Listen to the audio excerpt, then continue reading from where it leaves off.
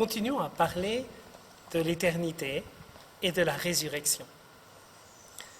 Lorsque j'étais jeune aumônier à Monaco, je passais chaque matin à vélo par la place du Casino pour me rendre au collège. Face à l'imposante façade centenaire au-delà des jardins, se dressait une jolie villa, dernier vestige d'une belle époque où la Riviera était encore un lieu de rêve. Hélas, un matin de juin, j'ai eu la douloureuse surprise de voir des engins de chantier réduire ce féerique palais en un tas de ruines. Les vacances d'été passèrent. Quel ne fut pas mon étonnement, à la rentrée scolaire en septembre, de voir que la villa était revenue à sa place. Elle était là, fièrement dressée sur le bord de la route, comme si rien n'était advenu. Dès que possible, je m'arrêtais pour contempler ce prodige. Une plaque discrète annonçait que la villa était devenue la propriété d'une banque. J'entrai. Une employée m'expliqua que la belle demeure, qui était classée, avait été reconstruite à l'identique après avoir été modélisée sur ordinateur, mais que, bien entendu, on avait changé les matériaux, on avait creusé des sous-sols, on avait modernisé l'équipement, etc.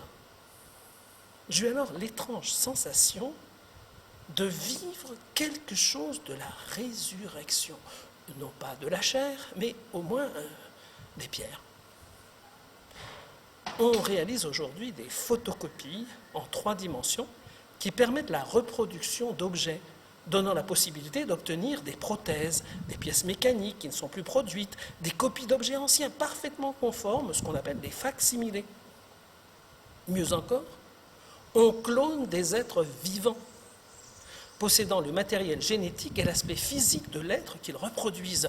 Enfin, avec tous les changements et avatars introduits par l'âge des cellules utilisées, qui n'étaient pas prévus pour être des cellules reproductrices. Enfin, ces prouesses technologiques ne sont cependant que des approches incomplètes et imparfaites du mystère, car la résurrection de la chair constitue bien plus que cela. En effet, si l'âme est définie comme la forme du corps, il ne s'agit pas d'une forme externe, ni même d'une identité génétique. Il s'agit de ce qui constitue l'identité profonde, la conscience même d'un être, cette réalité incommunicable qui nous fonde. La preuve en est que le Christ ressuscité n'est pas immédiatement reconnaissable aux yeux de chair de ses amis. Ce n'est donc pas une question de survie, mais bien autre chose. Pour répliquer à la question des Sadducéens qui refusaient de croire à la résurrection en Saint Luc au chapitre 20, Jésus médite sur la révélation de Dieu lors de son apparition à Moïse dans le buisson ardent. En Exode 3, Dieu dit « Je suis le Dieu d'Abraham, le Dieu d'Isaac, le Dieu de Jacob ». Jésus commente « Il n'est pas le Dieu des morts, mais le Dieu des vivants. En effet, tous vivent pour lui. Abraham et tous les justes vivent pour Dieu. Ils ont fait alliance avec lui, ils ont vécu dans l'amitié avec l'Éternel et donc ils sont vivants. On ne peut pas être ami de l'Éternel sans être vivant. Ce qui demeure au plus profond, ce qui fait l'identité de l'homme, c'est cette capacité de s'offrir qu'on appelle l'amour. L'amour met en jeu à la fois l'intelligence, la volonté, la mémoire, la sensibilité. C'est cela qui constitue l'âme dans son fondement même. Et c'est cela qui peut à nouveau informer une chair transfigurée en gloire. Par essence, ce que nous sommes, c'est des êtres d'amour. C'est ce qu'avaient oublié les Sadducéens qui interrogent Jésus. Ils ne voyaient dans le mariage que le plaisir masculin et une nécessité de reproduction pour prolonger leur existence à travers un enfant qui serait leur clone, leur copie. Jésus leur répond, les fils de la résurrection d'entre les morts, les fils de ce monde, prennent femme ou mari. Mais ceux qui auront été jugés dignes d'avoir part à ce monde-là, à la résurrection d'entre les morts, ne prennent ni femme ni mari, Aussi bien ne peuvent-ils plus mourir, car ils sont pareils aux anges. Ils sont fils de Dieu, étant des fils de la résurrection. Ce qui demeure de nous, c'est l'amour vécu et partagé. Et ce n'est ni l'attrait sexuel, ni la reproduction. Les fils de la résurrection ne cherchent pas un prolongement. Ils veulent vivre. La reproduction, c'est une mort sans cesse repoussée, alors que l'éternité consiste en une plénitude de vie qui n'est plus soumise ni au temps ni à l'espace. Regardez le Christ ressuscité. C'est toujours au signe de son amour qu'on le reconnaît. Ses plaies, la fraction du pain, l'appel du nom Marie. Thomas avait bien raison de vouloir plonger sa main dans le côté du Christ. Il ne voulait pas voir son visage. Il cherchait les marques des clous, les signes de l'amour infini qui avait conduit Jésus sur la croix. Et quand il les a vus, il s'est écrié « Mon Seigneur et mon Dieu !» Il a touché les marques d'un amour humain et il a reconnu son Dieu. Nous aussi au ciel, nous nous reconnaîtrons au signe de l'amour véritable que nous aurons vécu sur la terre. Ce sera notre identité, les traits de notre visage éternel. Oui, nous retrouverons ce que nous avons vraiment aimé. Il est donc urgent d'aimer. Continuons et parlons maintenant de la résurrection de la chair. Notre salut n'est pas une apparence.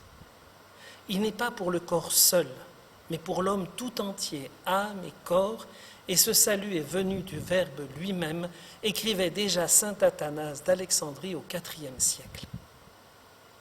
De nombreuses fois, Jésus indique qu'après la mort, la vie est différente, mais que les fils de la résurrection demeurent parfaitement eux-mêmes. Pour s'en convaincre, on peut relire par exemple l'épisode du pauvre Lazare et du mauvais riche.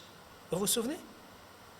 Le pauvre Lazare était là devant la porte et puis il meurt, il est emporté au ciel, alors que le mauvais riche, qui n'avait même pas remarqué la présence de Lazare, meurt aussi et se trouve en enfer. Alors il voudrait bien que Abraham ordonne à Lazare de lui porter un peu d'eau. Oui, bien sûr, il est resté le même, c'est toujours lui le patron. Il n'a pas encore compris que là-haut, Lazare était au ciel, qu'il était un saint, alors que lui, il était en enfer. Alors il dit, envoie-moi Lazare, garçon, un peu d'eau. C'est encore et toujours les autres à mon service. Mais ça n'est plus possible. Ou bien rappelez-vous l'épisode de Jésus avec les Sadducéens à propos de la résurrection, le Dieu d'Abraham, d'Isaac et de Jacob, le Dieu de l'amour. Rappelez-vous aussi la parabole du jugement dernier en Matthieu 25. Tout ce que vous aurez fait à l'un de ces petits, c'est à moi que vous l'aurez fait. Et Dieu séparera les uns des autres. Saint Paul affirme aux Corinthiens que nous serons tous transformés. Car la résurrection, ça n'est pas la simple survie de l'âme, ni même une revivification des corps, mais c'est une transfiguration totale de tout notre être, corps et âme. Lazare, l'ami de Jésus, a été revivifié. Il est sorti de son tombeau, mais il était empêtré dans ses bandelettes.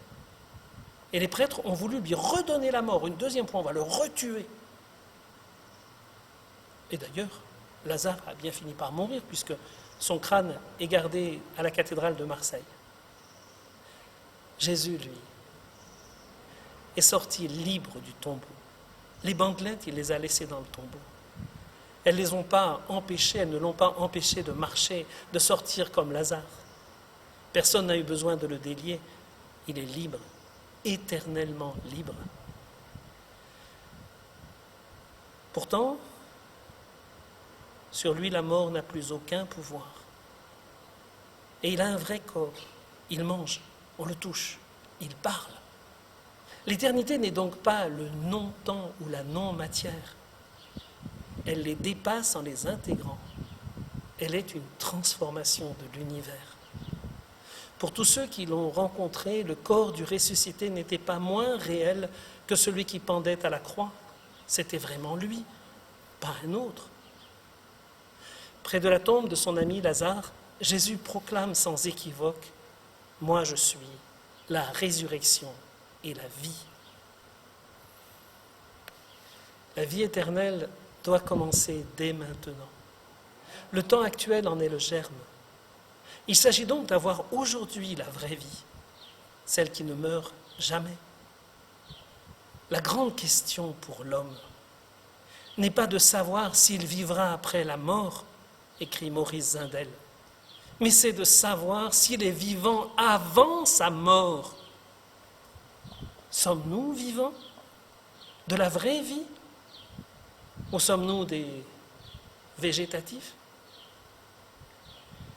Cette vie d'aujourd'hui pourra, au-delà de la mort, informer une matière éternelle que nous ne connaissons pas.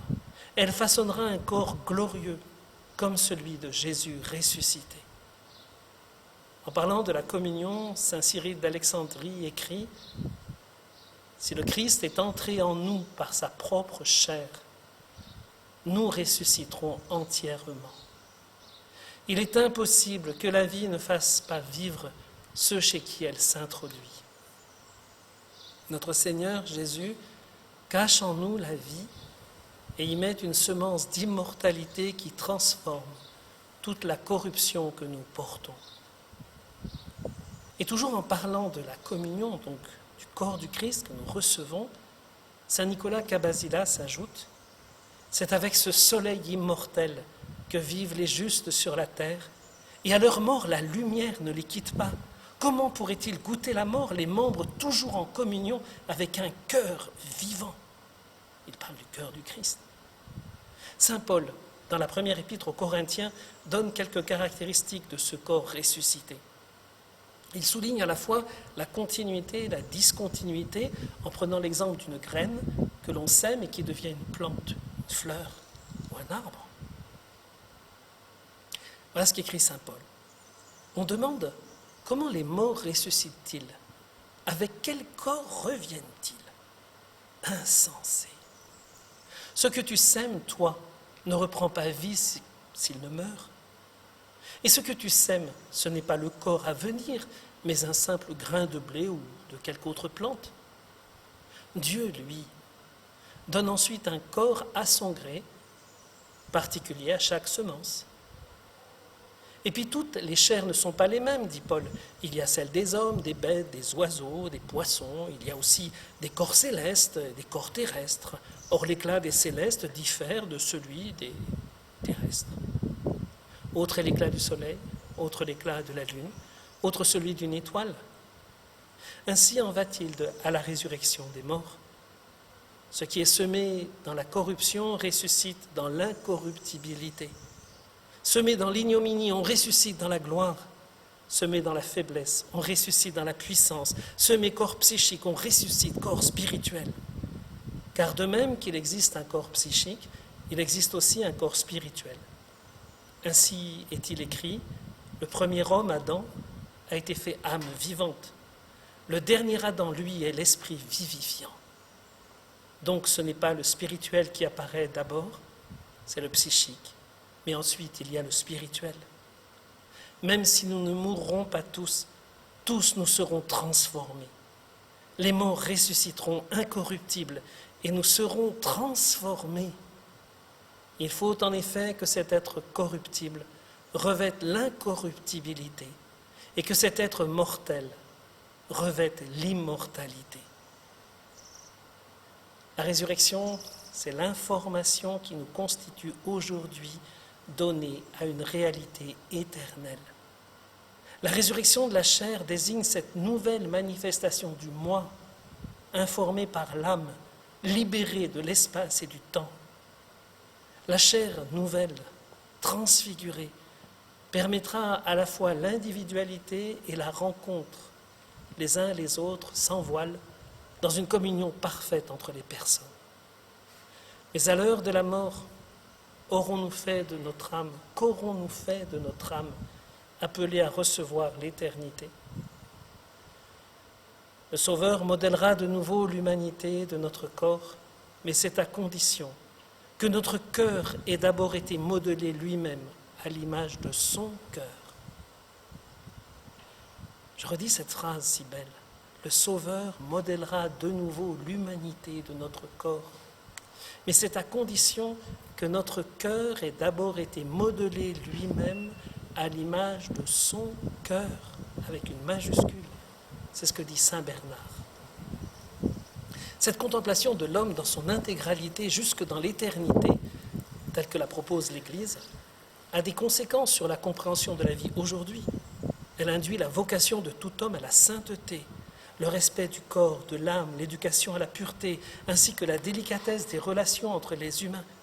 Sur le plan d'une déontologie médicale, par exemple, elle implique l'attention envers la personne et le respect de la vie, depuis sa conception jusqu'à sa mort naturelle. Elle conditionne les soins tout au long de l'existence et surtout au terme de la vie. On ne peut pas soigner un corps sans prendre soin d'une personne.